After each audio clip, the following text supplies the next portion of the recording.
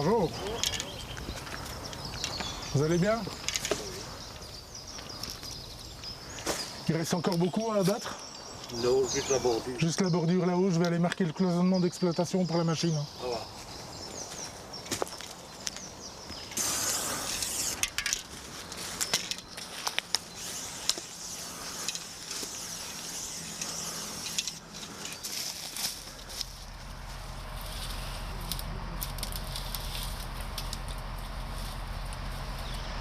Faut pas le couper sur le côté parce que il risque de partir, il faut le câbler vraiment en face.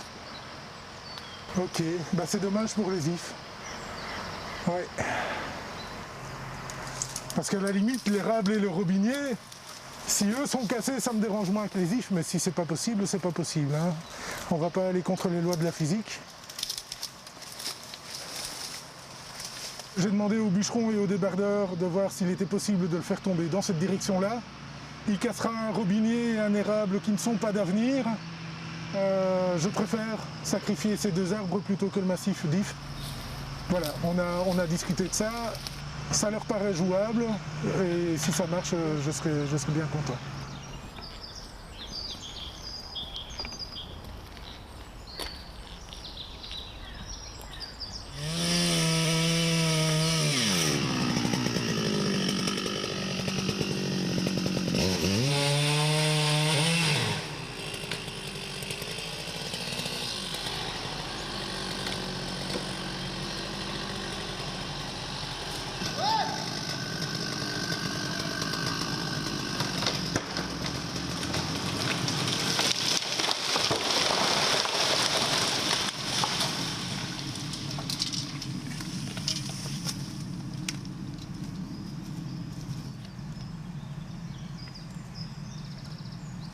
Vous tombez pile poil là.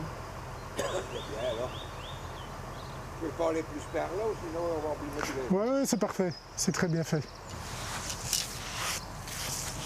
Pourquoi est-ce qu'on coupe des arbres? Eh bien pour favoriser des arbres qu'on a désignés comme arbres objectifs, qu'on appelle des arbres d'avenir.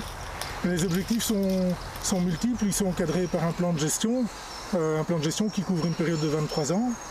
Et les objectifs sont à la fois écologiques, paysagers ou patrimoniaux, de sécurité puisque c'est une forêt fortement fréquentée par le public avec des lisières, avec du bâti ou avec des avenues ou une voie de chemin de fer qui traverse la forêt, mais aussi un objectif économique puisque pour rencontrer les objectifs écologiques, récréatifs, pour éduquer nos peuplements forestiers, on est dans l'obligation de couper des bois.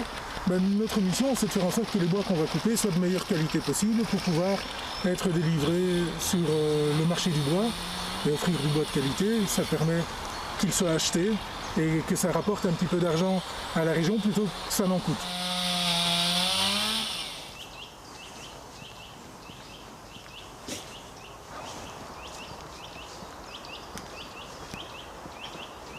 On est ici devant une belle station d'ail des ours en lisière d'une petite avenue de Uccle. Et c'est une station d'ail des ours qui est très convoitée par les cueilleurs, que ce soit des particuliers ou des personnes qui revendent l'ail des ours sur les marchés ou des personnes qui approvisionnent des restaurants. On a identifié un restaurant qui envoie des personnes cueillir de l'ail des ours ici et qui recevra un courrier de l'administration. Ici on en a déjà quelques feuilles avec le bourgeon floral qui est en train de se développer. Donc dans quelques semaines ici ce sera tout blanc avec des fleurs en capitules qui forment des espèces de boules, de petites fleurs blanches comme ça étoilées. L'impact de la cueillette il est surtout sur le sol puisque ce public qui peut venir nombreux ici et qui est amené à circuler en dehors des chemins va compacter le sol et donc le déstructurer. Au lieu d'avoir un sol frais, aéré, humide, on va avoir un sol compacté dans lequel l'eau ne percole plus. Et cette flore elle est vouée à disparaître si le sol se dégrade, quoi. Donc c'est vraiment important en forêt de rester sur les chemins.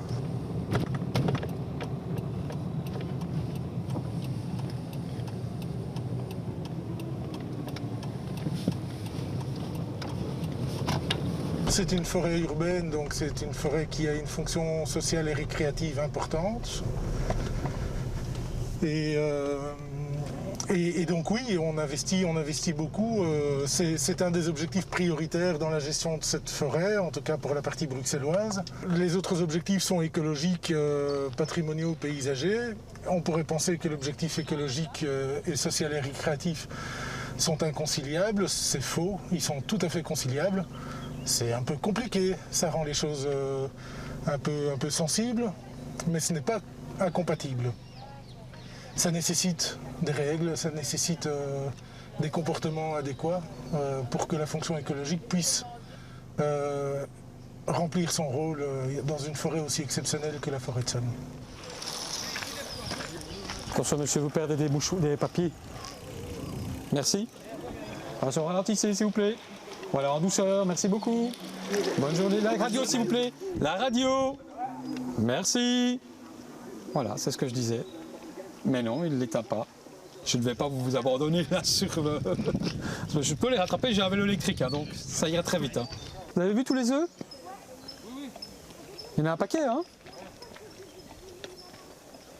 Et là, oui, vous entendez les enfants, ça coasse encore là. Hein. On les entend. On les entend bien, hein?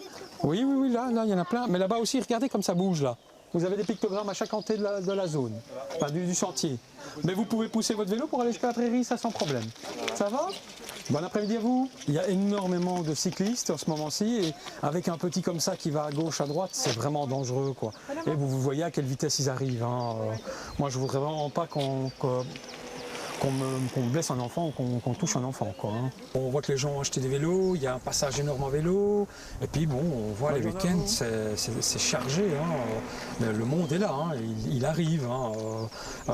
Parce que malheureusement les gens ne peuvent plus partir nulle part, et donc la forêt de Soignes est un lieu de ressources, un lieu d'oxygène. D'accord? Là vous pouvez. J'ai à peine le dos tourné que j'ai déjà la vitesse excessive. Bonjour monsieur. Dans le massif, ça ne va pas du tout ça. Parce qu'on est en zone de protection, on doit rester sur les chemins.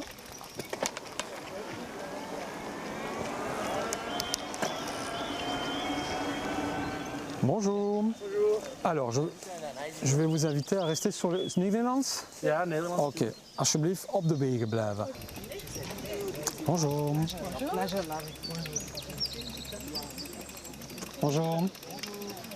Là, par exemple, non, parce que ça c'est les tertres. Ça fait partie d'un site archéologique néolithique et c'est protégé. Donc, vous voyez, on a vraiment fermé la zone pour empêcher les gens d'aller dessus.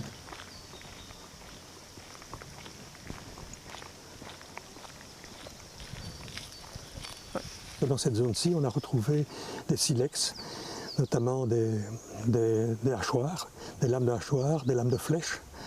Alors on a fait des recherches ici pour essayer de trouver notamment les pieux des cabanes qu'ils occupaient et on n'a malheureusement pas trouvé grand-chose. Sinon ça aurait été la preuve qu'effectivement il y avait un village qui s'était installé ici. Alors c'était peut-être une zone, un terrain à laquelle ils s'abritaient pour pouvoir aller chasser en forêt, puisque n'oublions pas que 3500 ans avant Jésus-Christ, il y avait toute une série d'animaux qui vivaient dans la forêt, comme les aurochs qui ont disparu à l'époque mérovingienne, les ours qui ont disparu à la Renaissance.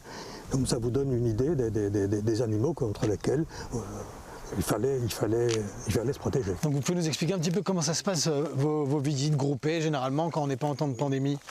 On choisit un bon itinéraire, le plus sauvage possible, en dehors des chemins battus, loin des voitures. Par exemple, ici, je vais des deux montagnes, je n'y viens que pour montrer le lever de terre, ce que je fais à peu près une fois par an. Et sinon, je prends les sentiers du Volbeek, ou plutôt les sentiers du Volbeek que ceux des enfants noyés qui sont très fréquentés. Je vous rappelle, nous sommes dans une zone de protection, dans une réserve naturelle. Vous êtes censé tenir votre chien en laisse. Vous avez des pictogrammes qui sont repris ici tout le long sur la borne ou même en dessus. Et ce ne sont pas des étangs pour laisser nager les chiens. Vous dérangez toute la faune qui est là. Il y a des grenouilles, la pompe des grenouilles, vous avez des canards qui nichent, donc c'est vraiment un dérangement. Donc faites attention à ça s'il vous plaît, c'est quand même 50 € l'amende. Tout ce qui est affichage, hein, zone de protection avec le chien en laisse, les gens ne regardent pas. Hein. Ils rentrent, pour eux, le chien doit courir, c'est un espace de liberté. Et voilà, alors c'est systématiquement qu'il faut le rappeler, chaque fois. Les mauvais usages les plus fréquents de la forêt, c'est la non-tenue des chiens en laisse, ou laisser le chien divaguer dans les sous-bois là où la laisse n'est pas obligatoire, mais où le contrôle du chien est obligatoire. Donc ça apporte un dérangement de la faune manifeste. C'est la circulation en dehors des chemins. Là, ça aussi, porte atteinte à l'intégrité physique des sols forestiers, de la végétation, et ça perturbe la faune également. C'est le mauvais usage des voiries. Les piétons, joggeurs, cyclistes sur les pistes cavalières, par exemple, les VTT dans les sentiers ou en dehors des chemins. Voilà. Ça, ce sont les gros problèmes qu'on a avec la surfréquentation de la forêt. Vous renseignez ça à Marc et comme ça les ouvriers forestiers peuvent faire le nécessaire pour... Quand on voit des cassés, on le dit, mais... Ah, c'est ça, voilà. oui. Bonjour. Bonjour, ça va bien? Oui. Oui, bonjour toi, beaux yeux. Eh bien, bonne journée. Bonne journée, hein. Bonne journée. C'est vous qui jouez du corps, non? De la trompe, oui. Ah, la trompe. Oui, oui. Mais on est deux à sonner ici. Il y a un de mes camarades qui sonne régulièrement. Il a sonné hier en fin d'après-midi. Et je suis assez heureux de faire revivre une tradition. Faut du souffle, hein? Oui.